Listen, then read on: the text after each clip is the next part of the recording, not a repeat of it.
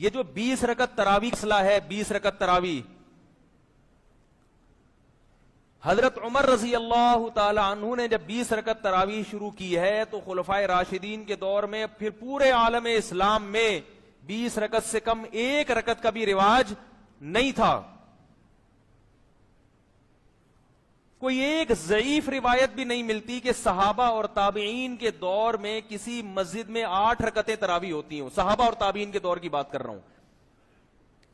اور علامہ شامی رحمہ اللہ تعالی نے آج سے تقریباً 150 سال پہلے لکھا ہے کہ مشرق مغرب شمال جنوب حرم حجاز مکہ مدینہ، حجاز کی سرزمین میں مکہ مدینہ سعودیہ پورا آتا تھا، سب جگہ 20 رکعت تراویح ہوتی ہے.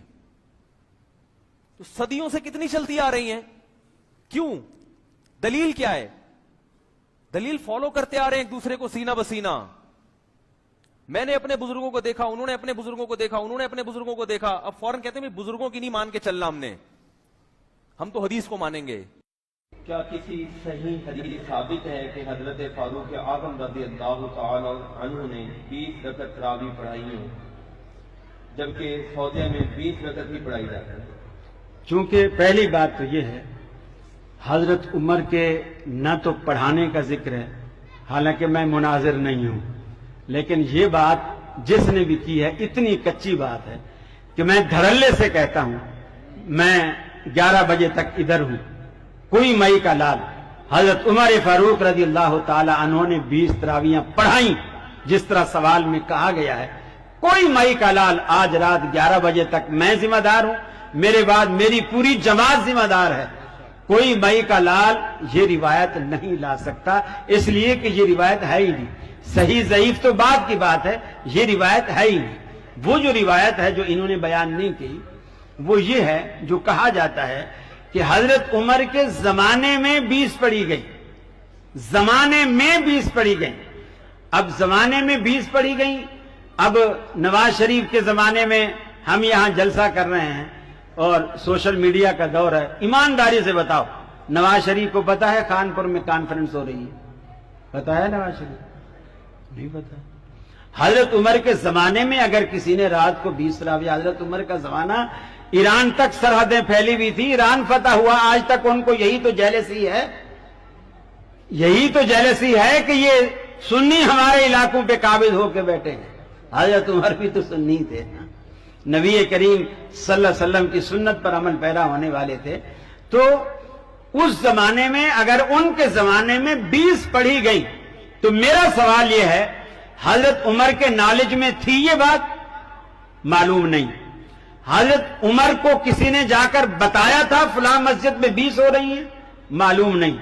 یہ 20 رکعتیں کس نے پڑھائی تھی؟ معلوم نہیں. پیچھے کس نے پڑھی تھی؟ معلوم نہیں. کس مسجد میں پڑھی گئی؟ معلوم نہیں. تو پھر بات کس بات کی ہے؟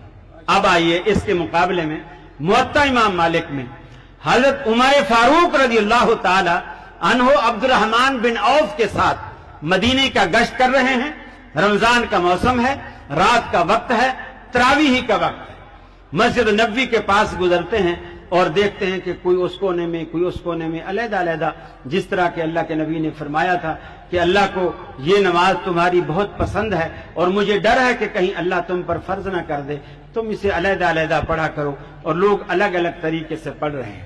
حضرت عمر نے سمجھا کہ اللہ کے نبی نے 2 باتیں کی تھی. ایک تو یہ کی تھی کہ اللہ کو تمہارا مل کر نماز پڑھنا پسند ہے، جماعت پسند ہے.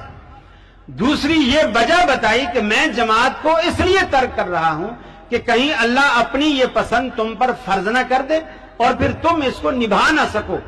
لہذا آج اللہ کو یہ نماز کتنی بھی پسند ہو، چونکہ اللہ کا نبی ہم میں موجود نہیں ہے، جبریل ہمارے پاس تو آنے سے رہا، فرض یہ نہیں ہو سکتی. لہذا وہی کرو جو اللہ کو پسند تھا. انہوں نے جماعت کو جاری کیا.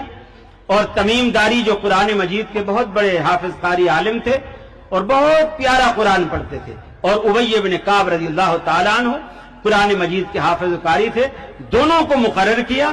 اور دونوں کو مقرر کرنے کے بعد یہ حدیث کے الفاظ ہیں 11 رکعتن کے کہ آپ لوگوں کو 11 رکعتیں پڑھایا کرو. موطا امام مالک آج بھی آپ ہر مدرسے میں देवबंद, बरेलवी, अहले हदीस सब के मदारस में ये किताब मौजूद है।